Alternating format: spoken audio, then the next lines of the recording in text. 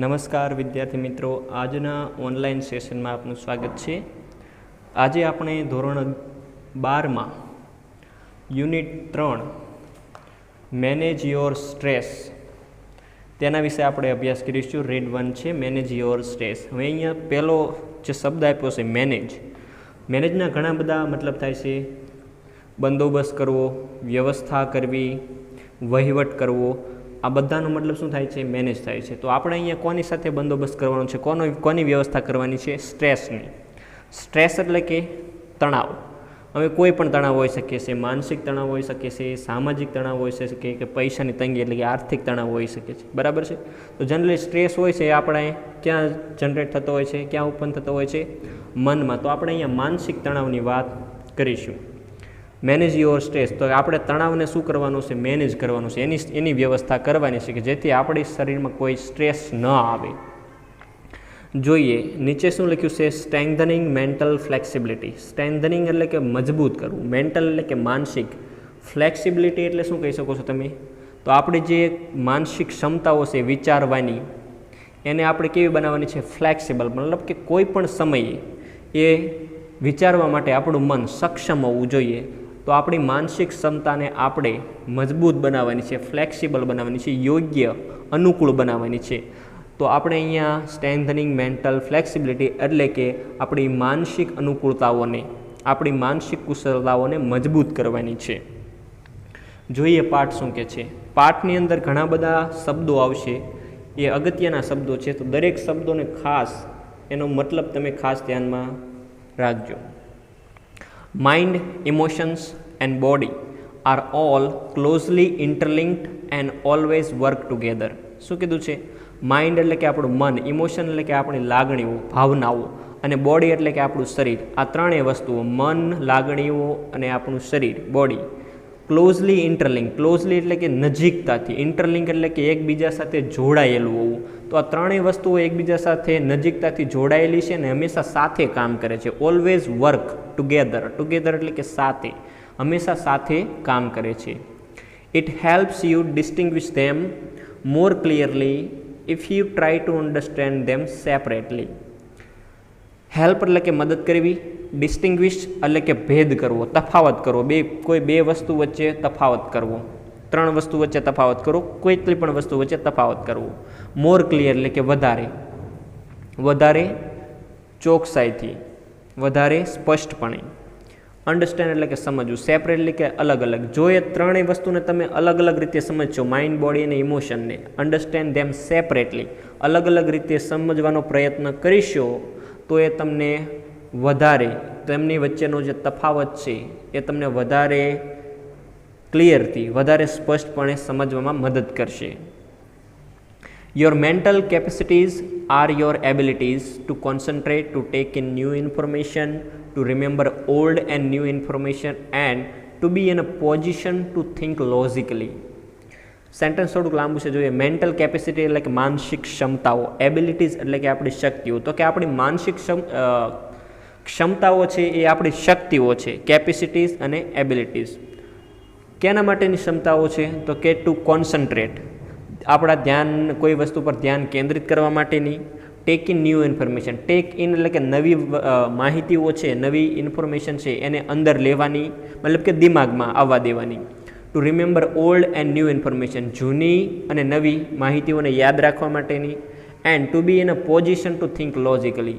Think logically એટલે કે તાર્કિક રીતે, યોગ્ય રીતે, આપણે યોગ્ય રીતે વિચાર કરી શકવાની પોઝિશનમાં લાવવાની અથવા રહેવાની. આ બધી જ જે આપણી માનસિક ક્ષમતાઓ છે એ આપણી એબિલિટીઝ, આપણી શક્તિઓ છે.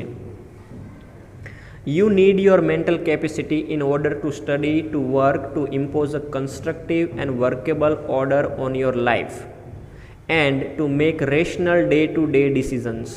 શું કીધું? You need your mental capacity. Mental capacity એટલે માનસિક ક્ષમતા, નીડ એટલે કે જરૂરિયાત છે. તમારે તમારી માનસિક ક્ષમતાની જરૂરિયાત છે. શેના માટે જોવો તો હોય? ઇન ઓર્ડર ટુ સ્ટડી, ભણવા માટે, ટુ વર્ક, કામ કરવા માટે, ટુ ઇમ્પોઝ અ કન્સ્ટ્રક્ટિવ અને workable order.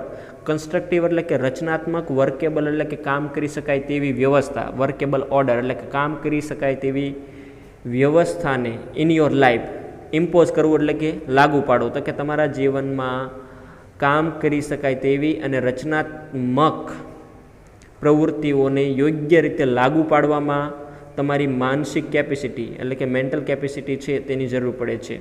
And to make rational day to day decision. Day to day એટલે કે દિવસના, ડિસિઝન એટલે કે નિર્ણયો, તો કે દિવસના જે નિર્ણયો તમે લ્યો છો તેવા તાર્કિક નિર્ણયો, રેશનલ એટલે કે તાર્કિક નિર્ણયો લેવામાં મદદ કરે છે. ફોર એક્ઝામ્પલ, દાખલા તરીકે, if you had the choice of walking to work or taking the car, the fact that it was raining hard and you had a cold could lead you to the decision that it was better to take the car. જો અહીંયા શું કહે છે, સરસ મજાનું એક example આપ્યું છે. દાખલા તરીકે, if you had the choice of walking to work or taking the car, તમારી પાસે એક પસંદગી છે, ચોઇસ છે, વોકિંગ ટુ વર્ક, ચાલીને તમે કામ પર જાઓ, ઓર ટેકિંગ ધ કાર, કાર લઈને તમે કામ પર જાઓ.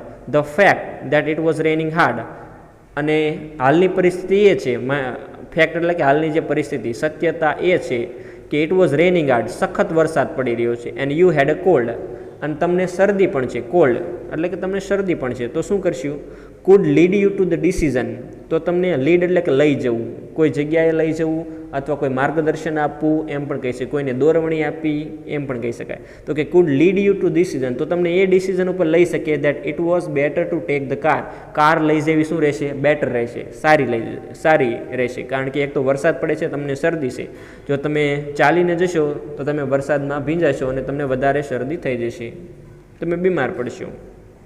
That would be a rational decision based on the current circumstances. Current circumstances એટલે કે હાલની પરિસ્થિતિઓને આધારે, based on નો આધાર રાખીને, that would be a rational decision. Rational decision એટલે કે તાર્કિક નિર્ણય રહેશે, કારણ કે એક તો વરસાદ પડે છે, તમને શરદી છે, અને જો તમે ચાલીને જશો તો તમે બીમાર પડશો, તેના કરતાં કાર લઈ જશો તો સારું રહેશે. તો આ ડિસિઝન કેવું સાબિત થશે, રેશનલ ડિસિઝન, તાર્કિક ડિસિઝન, બુદ્ધિ યોગ્ય ડિસિઝન કે બુદ્ધિથી વિચારેલું ડિસિઝન રહેશે. The mind is the rational logical part of you that helps you to make unemotional choices, to store and retrieve information, and to order and calculate. જો શું કીધું છે, માઇન્ડ જે આપણું મન છે એવો કેવો ભાગ છે, રેશનલ એન્ડ લોજિકલ. રેશનલ અને લોજિકલ બંનેનો મતલબ काय છે, તાર્કિક ભાગ છે, એ બંને સમાનાર્થી શબ્દ જ છે. તો રેશનલ પાર્ટ એટલે કે તાર્કિક ભાગ છે, ઓફ યુ તમારો, that helps you to make unemotional choices, તે તમને શું કરવા મદદ કરે છે, હેલ્પ કરે છે. અનઇમોશનલ, ઇમોશનલ હોય તો ભાવનાત્મક, તો અનઇમોશનલ એટલે કે ભાવના વિહીન ચોઇસીસ એટલે કે પસંદગીઓ કરવા માટે મદદ કરે છે. ટુ સ્ટોર એન્ડ રિટ્રીવ ઇન્ફોર્મેશન, માહિતીનો સંગ્રહ કરવા માટે મદદ કરે છે, અને રિટ્રીવ એટલે કે માહિતીને પાછી મેળવવા માટે પણ મદદ કરે છે. જેવી રીતે કોઈ ડ્રાઈવમાંથી ડેટા લોસ થઈ જાય તો આપણે એને રિટ્રીવ કરીએ છીએ, પાછો મેળવીએ છીએ, તો કે ઇન્ફોર્મેશન પાછી મેળવવામાં મદદ કરે છે આપણું માઇન્ડ. એન્ડ ટુ ઓર્ડર, દરેક વસ્તુને મનમાં, માઇન્ડની અંદર બધી વસ્તુ વ્યવસ્થિત ક્રમમાં ગોઠવવા માટે.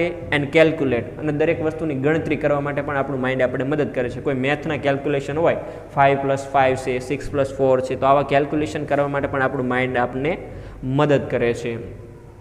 It is the counter part to the emotion, તો આપણું માઇન્ડ છે એ ઇમોશનનો કેવો ભાગ છે, વિરોધી ભાગ છે. એનો મતલબ કે જો તમે ઇમોશનલ હશો ને તો તાર્કિક નિર્ણયો નહીં લઈ શકો, અને જો તમે તાર્કિક નિર્ણયો લઈ શકો છો તો એનો મતલબ કે તમે એ સમયે ઇમોશનલ નથી. એટલા માટે જ એને કીધું છે કાઉન્ટર પાર્ટ. કાઉન્ટર પાર્ટનો મતલબ શું થયો, વિરોધી ભાગ છે. ઇમોશનનો વિરોધી ભાગ કયું છે, માઇન્ડ. જો તમે ઇમોશનલ થઈ જશો તો સારા નિર્ણયો નહીં લઈ શકો. એટલા માટે જ કહેવાય છે કે જ્યારે આપણે બહુ ખુશ હોઈએ ત્યારે કોઈ પ્રોમિસ ન કરવું, એટલે કે કોઈને કોઈ વચન ન આપવું, અને જ્યારે આપણે દુઃખી હોઈએ ત્યારે કોઈ નિર્ણય ન લેવો, કારણ કે આ બંને વસ્તુઓ, ખુશી અને દુઃખ, આ બંને ઇમોશન છે, અને એમાં જે લીધેલા નિર્ણયો હંમેશા આપણને ભવિષ્યમાં નુકસાન પહોંચાડે છે.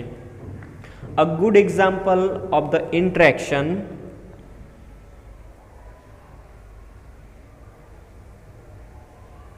between mind and emotion is exam nerves.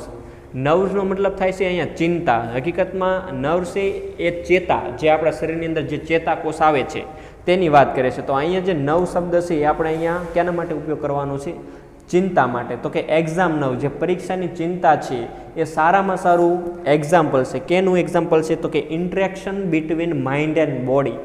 મન અને લાગણીઓ વચ્ચે કેવી રીતે ક્રિયા પ્રતિક્રિયા, કેવી રીતે ઇન્ટરેક્શન, કેવી રીતે કમ્યુનિકેશન થાય છે, કેવી રીતે એકબીજા પર તે અસર કરે છે, તેનું સારામાં સારું એક્ઝામ્પલ છે. કેવી રીતે જોઈએ? Your mental capacity has help you written what you have revised. શું કહે છે? યોર મેન્ટલ કેપેસિટી, તમારી જે માનસિક ક્ષમતાઓ છે, હેઝ હેલ્પ યુ, તો એને તમારી સારી એવી મદદ કરી છે. Written what you have revise, તમે જે પણ રિવાઇઝ કર્યું છે, જે પણ વાંચ્યું છે એને રિટેન કરવામાં. રિટેન કરવું એટલે કે મનમાં જાળવી રાખવું, યાદ કરી રાખવું. તો એને સારી રીતે મદદ કરે છે. તમારી મેન્ટલ કેપેસિટી સારી રીતે તમારી મદદ કરી છે તમે જે પણ કંઈ રિવાઇઝ વાંચ્યું છે એને જાળવી રાખવામાં. You know your stuff. શું કીધું છે? યુ નો યોર સ્ટફ, તમને તમારી જે માહિતી વિગતો છે એનો ખ્યાલ છે, કે તમે જે વાંચ્યું છે એ બધું જ તમને ખ્યાલ છે. But when you enter the exam room, enter એટલે કે દાખલ થવું, એક્ઝામ રૂમ એટલે કે પરીક્ષા ખંડમાં, જ્યારે પણ તમે પરીક્ષા ખંડમાં દાખલ થાવશો એન્ડ સ્ટાર્ટ ગેટિંગ ઇમોશનલ, અને તમે શું થવા લાગો છો? ગેટિંગ ઇમોશનલ, ભાવનાત્મક થવા લાગો છો. કેવી રીતે ભાવનાત્મક થવા લાગો છો? By expecting difficulties and imagining failure. Expecting એટલે કે આશા રાખીને, મુશ્કેલીઓની આશા રાખીને, અને ઇમેજિનિંગ ફેલિયર, તમે ફેલ થશો, નિષ્ફળ જશો એવી કલ્પના કરીને, એવી કલ્પનાની આશા રાખીને, all of a sudden the carefully stored information is no longer available. All of sudden એટલે કે અચાનક, કેરફુલી એટલે કે ધ્યાનપૂર્વક, સ્ટોર્ડ એટલે કે સંગ્રહ કરેલી, ઇન્ફોર્મેશન એટલે કે માહિતી. તો કે અચાનક ધ્યાનપૂર્વક સંગ્રહ કરેલી માહિતી તમને નો લોંગર અવેલેબલ, હવે અવેલેબલ એટલે કે સુલભ રહેતી નથી. તમે એ માહિતીનો એક્સેસ એટલે કે એને રિટ્રીવ એટલે કે એને મેળવી શકતા નથી. કેવી રીતે? માત્ર તમે ખાલી જ્યારે ફેલિયર ઇમેજિન કરો છો, કે પોતે નિષ્ફળ જશો એવી આશા રાખો છો, તો જેવું તમે વિચાર્યું એવું જ થાય છે. તમારા ઇમોશન તમારા મન ઉપર હાવી થઈ જાય છે, માઇન્ડ ઉપર, અને તમારું માઇન્ડ જે કેરફુલી સ્ટોર્ડ ઇન્ફોર્મેશન હતી તે ઇન્ફોર્મેશનને યાદ રાખી શકતું નથી. Your emotion have bar the way to your inner information store. શું કીધું છે? યોર ઇમોશન, તમારી ભાવનાત્મક લાગણી હોય બાર કરી દેવો એટલે કે બંધ કરી દીધો. બાર ધ વે, રસ્તાને બંધ કરી દીધો છે. કયો રસ્તો? To your inner information store, તમારી આંતરિક, ઇનર એટલે કે અંદરની, આંતરિક ઇન્ફોર્મેશન એટલે કે માહિતીનો જે સ્ટોર, જે સંગ્રહ હતો તેને તમારી લાગણીઓએ બાર ધ વે, એ રસ્તાને બંધ કરી દીધો છે. મતલબ કે તમે માહિતીને એક્સેસ કરી શકશો નહીં. તમારા ઇમોશનને એને બંધ કરી, તમારા ઇમોશન તમારી કેરફુલી સ્ટોર્ડ ઇન્ફોર્મેશન ઉપર હાવી થઈ ગયા છે. Do you find yourself reacting in any of the following ways. નીચે આપેલા કોઈ પણ, any of the following ways એટલે કે નીચે આપેલી કોઈ પણ પરિસ્થિતિઓમાં તમે તમારી જાતને, do you find yourself reacting, પ્રતિક્રિયા આપતા, ક્યારેય તમે તમારી જાતને પ્રતિક્રિયા આપતા જોયા છે? જુઓ તમે શું કહેવા માગે છે. You find it difficult to concentrate on things. તમે કોઈ પણ વસ્તુ ઉપર કોન્સન્ટ્રેટ એટલે કે ધ્યાન કેન્દ્રિત નથી કરી શકતા. ધ્યાન કેન્દ્રિત કરવામાં તમને મુશ્કેલી પડે છે. Your memory is letting you down frequently. તમારી જે મેમરી, યાદદાસ્ત છે, લેટિંગ યુ ડાઉન એટલે કે નિરાશ કરવું, તમને વારંવાર, ફ્રિકવન્ટલી એટલે કે વારંવાર નિરાશ કરી રહી છે. મતલબ કે તમારે જે વસ્તુઓ યાદ રાખવી છે એ તમે સંપૂર્ણ રીતે યાદ રાખી શકતા નથી. You have lots of different things on your mind. તમારા દિમાગની અંદર લોટ્સ ઓફ ડિફરન્ટ થિંગ્સ, અલગ અલગ ઘણી બધી વસ્તુઓ છે. But cannot grasp clear thought. Clear એટલે કે ચોક્કસ, ગ્રાસ્પ એટલે કે પકડવો, ક્લિયર થોટ એટલે કે કોઈ ચોક્કસ વિચારને તમે સારી રીતે ગ્રાસ્પ કરી શકતા, પકડી શકતા નથી કે તમારે કઈ વસ્તુ કર્યું છે. ઘણા બધા વિચારો દોડી રહ્યા છે, ઘણા બધા કામ છે, પણ પહેલાં કયું કામ કરવું એ તમને સમજાતું નથી. કોઈ એના માટે કોઈ ક્લિયર થોટ તમને મળતો નથી. You are often undecided these days and this is untypical for you. અને આ શું કહે છે? અનડિસાઇડેડ, તમે અનિશ્ચિત રહો છો, અનિર્ણયાત્મક રહો છો, તમે કોઈ યોગ્ય નિર્ણય નથી લઈ શકતા જ્યારે તમારા અંદર સ્ટ્રેસ હોય. ધીસ ડે એનો મતલબ કે એમ કહેવા માગે છે કે જ્યારે તમારા દિમાગમાં સ્ટ્રેસ હોય એ દિવસોમાં તમે કોઈ નિર્ણય નથી લઈ શકતા. And this is untypical for you.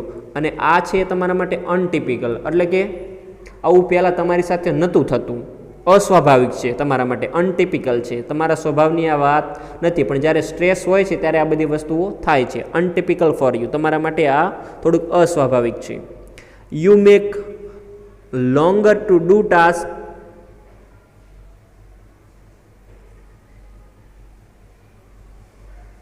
શું કહે છે જુઓ, you make longer to do task that you were able to complete quite quickly before. Longer to do task. Do એટલે કે કરવું, ટાસ્ક એટલે કે કોઈ પણ કામ, તો લોંગર એટલે કે વધારે સમય, મેક એટલે કે લેવો. તમે વધારે સમય લ્યો છો જ્યારે તમે કોઈ કામ કરો છો ત્યારે, જે કામ તમે પહેલાં ઓછા સમયમાં કરી દેતા.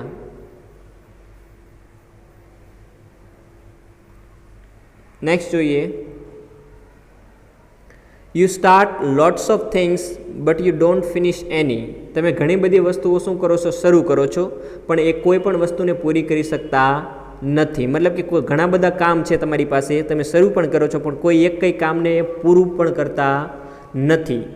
ઇફ યસ, જો આવું હોય તો, then it gives a sign of mental stress present in you. તો એનો મતલબ એ દેખાડે, સાઇન, સિગ્નલ આપે છે કે મેન્ટલ સ્ટ્રેસ, માનસિક તણાવ, પ્રેઝન્ટ એટલે કે તમારામાં હાજર છે, તમારામાં માનસિક તણાવ હાજર છે એનો એ નિશાની આપે છે. Give. The better you deal with the stress, the less your mental capacity will be affected. The better you deal with stress, તમે જેટલી ઝડપથી ડીલ વિથ સ્ટ્રેસ એટલે કે આ તણાવ સાથે કામ પાર પાડી લેશો, વહીવટ કરી લેશો, ડીલ કરી લેશો, the less your mental capacity, less એટલે કે ઓછી, મેન્ટલ કેપેસિટી એટલે તમારી માનસિક ક્ષમતા, અફેક્ટેડ એટલે અસર થવી, તો તમારી માનસિક ક્ષમતાને એટલી ઓછી અસર થશે. અહીંયા ધ બેટર અને ધ લેસ શબ્દ આપ્યા છે એ બંને કમ્પેરિઝન માટે આપ્યા છે. ધ બેટર એટલે કે સારું રહેશે કે તમે આ કામ જલ્દી કરશો. The following exercises will help you build better stress resilience and rebalance yourself if your mental capacity has already started to suffer due to stress. વાક્યને પાછળથી જોઈએ. સ્ટ્રેસ એટલે કે તણાવ, ડ્યુ ટુ એટલે કે કારણે, સફર એટલે કે પીડાવું, સ્ટાર્ટેડ એટલે કે શરૂ થઈ જવું, મેન્ટલ કેપેસિટી એટલે કે તમારી માનસિક ક્ષમતા. જો તમારી માનસિક ક્ષમતા પીડાવાની શરૂ થઈ ગઈ છે સ્ટ્રેસના કારણે, તો હવે ઉપરથી સેન્ટેન્સ જોઈએ. ધ ફોલોઈંગ એક્સરસાઇઝ એટલે કે નીચેની જે કસરતો છે તે વિલ હેલ્પ યુ, તમારી મદદ કરશે, build better stress resilience. Better એટલે કે સારું, સ્ટ્રેસ એટલે કે તણાવ, રેઝિલિયન્સ એટલે કે એ તણાવની સામે લડવા માટેની શક્તિ, કોઈ પણ પ્રોબ્લેમની સામે ટકી રહેવું તેને રેઝિલિયન્સ કહેવાય. યાદ રાખજો, કોઈ પણ તણાવ સામે, કોઈ પણ સમસ્યા સામે ટકી રહેવું તો એને રેઝિલિયન્સ કહેવાય. એક પ્રકારની રોગ પ્રતિકારક શક્તિ જ સમજી લો, તો એમ પણ કહી શકો છો રેઝિલિયન્સ. તો કે એક સારું સ્ટ્રેસ રેઝિલિયન્સ કે સ્ટ્રેસની સામે લડવા માટેની તમને સારી એવી શક્તિ પૂરી પાડવામાં મદદ કરશે. એન્ડ રીબેલેન્સ યોર સેલ્ફ, અને તમારે તે જે તમારા સેલ્ફનું તમે બેલેન્સ ખોઈ બેઠા છો, મતલબ કે તમે કામ શરૂ કરો છો અને પૂરું નથી કરી શકતા, કોન્સન્ટ્રેટ નથી કરતા, તો તમારો જાત ઉપરનો જે તમારો કંટ્રોલ વહી ગયો છે એને ફરીથી તમને શું કરી દેશે, રીબેલેન્સ કરી દેશે, એટલે કે સંતુલિત કરી દેશે ફરીથી. તો મિત્રો, આજે આપણે સ્ટ્રેન્થનિંગ મેન્ટલ ફ્લેક્સિબિલિટીનો જે પેરેગ્રાફ હતો તે જોયો. હવે આપણે સ્ટ્રેસને કેવી રીતે કંટ્રોલ કરી શકીએ, કેવી રીતે મેનેજ કરી શકીએ, તો તેની કેટલીક મેથડો છે, જે 4 મેથડો છે. તેમાં એક આવે છે સ્ટોપ ઓવર થિંકિંગ, બીજું છે સેલ્ફ હિપ્નોસિસ, ત્રીજું છે સ્ક્રીન એક્સરસાઇઝ અને ચોથું છે એન્ટિસિપેટિંગ સક્સેસ. આ બધી જ જે મેથડો છે તેને આપણે આવનારા ઓનલાઈન સેશનમાં ભણીશું. આજે આપણે આ લેક્ચર અહીંયા પૂરું કરીશું. Thank you.